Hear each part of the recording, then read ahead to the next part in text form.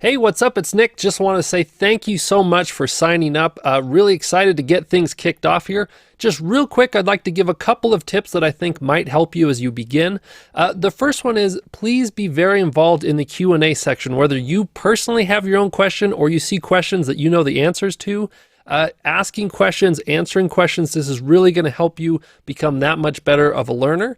Also, in that same vein, as I'm creating stuff and you're following along with me, if you ever think, wow, I wonder what would happen if I did X, Y, and Z, like went and changed this thing to that, please go do that. Anytime you can pause the video and go experiment on your own, I think that's when the real learning takes place. So please don't be afraid to go out and do that at all. Finally, you may be prompted for a review of this course. I would love to hear your feedback on it. If it pops up a little bit too early, please just kind of cancel out it. Don't leave me a 1-star and say, well, I'll come back and update it later. You may not update it later, and it's not the most fair rating system. So anyways, let's go ahead and just dive straight in by going through an overview of what it is that we're going to create.